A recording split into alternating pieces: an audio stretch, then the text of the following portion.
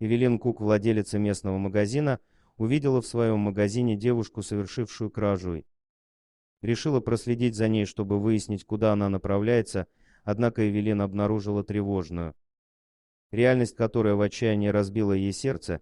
Она жила в Ливоне округе в штате Пенсильвании. Много лет владела продуктовым магазином, ее магазин был достижением, которым она очень гордилась вместе. Со своим мужем Оливером они много работали, копили деньги и смогли открыть это заведение. В то время ситуация в округе была не столь критичной и постоянное движение. Их продуктовом магазине гарантировало хороший доход, кроме того, ее радовало, что ее жителей района дела идут неплохо, эти покупатели стали друзьями Эвелин, и она часто общалась с ними. Когда они приходили в магазин, однако, не прошло и года, как ситуация стала ухудшаться, движение уменьшилось, люди, которые раньше часто заходили в магазин, появлялись все реже, а продажи резко упали. Она делала все возможное, чтобы помочь, открывала счета для своих клиентов и принимала просроченные платежи, но финансовый кризис все еще сказывался на жителях района. Однажды в среду днем, пополняя запасы продуктов на полках своего магазина, она заметила необычное поведение. В углу она увидела маленькую фигурку, которая пыталась остаться незамеченной, пряча под блузкой пачку хлеба. Эвелин была удивлена, так как никогда раньше не видела этого ребенка, хотя было ясно, что ребенок ворует. Хозяйка заведения не сразу сделала ей замечание. Присмотревшись внимательнее, Эвелин поняла, что эта девочка лет 5. Она нахмурилась, гадая, не сопровождают ли ребенка родители, однако когда она увидела, что девочка уходит быстрыми шагами, опустив голову, стало ясно, что она одна. Неделя прошла нормально, если не считать повторяющейся ситуации. Девочка возвращалась в продуктовый магазин и воровала продукты, наивно полагая, что останется незамеченной хозяином магазина в третий раз. Она даже взяла с собой сумку, чтобы удобнее было нести продукты. Эвелин всегда была начеку изо всех сил, стараясь не дать девушке себя понять. Она знала, что в ее городе разразился финансовый кризис, но даже представить себе не могла, что ей предстоит узнать. Она заметила, что, несмотря на свое поведение, девочка всегда была одета, как любой другой ребенок, и не выглядела нуждающейся. Именно поэтому однажды утром Эвелин решила подойти к ребенку.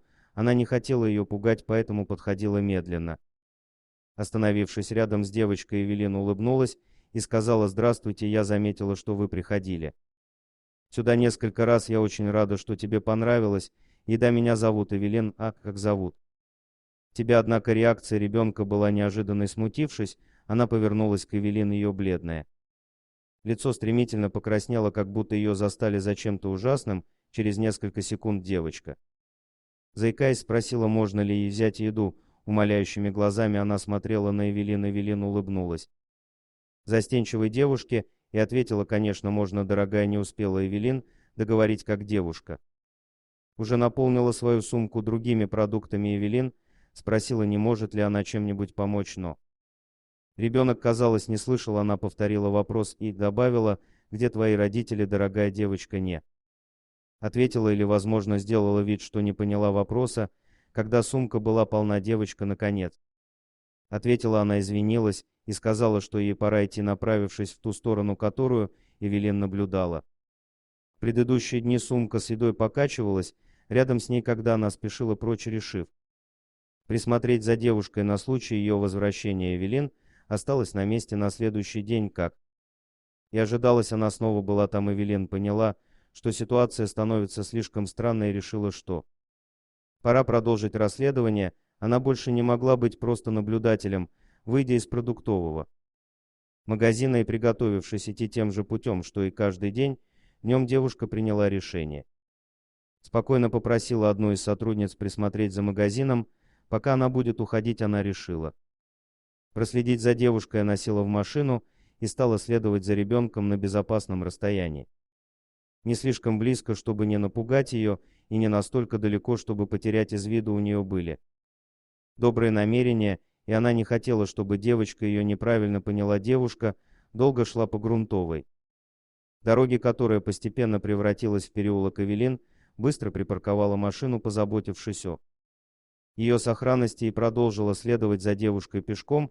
В какой-то момент она поняла, что девушка свернула за угол и попала на еще более узкую и темную дорожку по мере продвижения вперед. Эвелин ощущала странное беспокойство по поводу все более необычной ситуации, выйдя из темного. В туннеле девушка попала на улицу с мрачным видом, как будто это была опасная и неприятная часть. Города, однако, Эвелин не растерялась и продолжала идти за ней, пересекая неухоженный и неухоженный. Участок Эвелина увидела, как девушка подъехала и вошла в какой-то дом, дверь открылась Эвелин. Попыталась разглядеть, что находится внутри, она заметила мальчика, который, судя по всему, был младше девочки, и маленькую собачку, которая, похоже, была в таком же плохом состоянии, как и дети вдруг. Девочка обернулась и встретилась взглядом с Эвелин. Женщина тут же бросилась к ней, женщина тут же бросилась к детям, но не успела добежать до них, как дверь закрылась. Эвелин крикнул, что не собирается причинять им вреда, а просто хочет помочь. Дойдя до дома, она легонько постучала в дверь, попросив девочку выслушать ее, так как она всего лишь хочет разобраться в ситуации и помочь, чем сможет. Девушка приоткрыла небольшую щель в двери, достаточную для того, чтобы попросить Эвелин уйти. Она сказала Эвелин, что ей не нужна помощь, и умоляла не вызывать полицию, однако Эвелин улыбнулась и заверила ее, что не будет вызывать полицию. Через несколько секунд девушка, наконец, открыла дверь и позволила Эвелин войти внутрь. Она смотрела обстановку и обнаружила, что помещение простой мебели мало, а затхлый запах говорит о том, что это не самое подходящее место для жизни.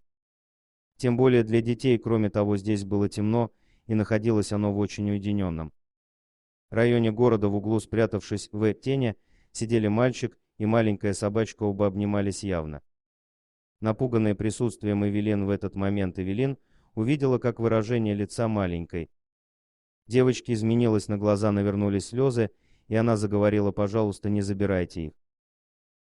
Я старшая сестра Ноя, а это наш щенок Макс. Мама попросила меня присмотреть за ними. Меня зовут Хлоя». Эвелин поинтересовалась, почему они живут в таком отдаленном месте, но Хлоя не ответила. Она начала идти в другую комнату. Эвелин последовала за ней, понимая, что здесь она найдет долгожданный ответ. Они пришли в комнату, очень похожую на остальные, но в отличие от других комнат она была чистой и ухоженной. Здесь же стояла чистая удобная кровать, на которой лежала полусонная женщина. По ее хрупкому виду и худобе было понятно, что она очень слаба. Тем не менее, она обратила свой взгляд на Эвелин, и ее глаза сверкнули, встретившись с ее глазами. С трудом, но она попросила Хлою поиграть на улице с Ноем и Максом, и девочка с готовностью согласилась. Эвелин подошла к женщине и представилась. Женщина улыбнулась и заговорила слабым голосом: «Я знала, что кто-то придет, знала, потому что молилась об этом. Дорогие друзья, если вам понравилось видео, поставьте лайк, а также подписывайтесь на канал, где найдете еще много интересного.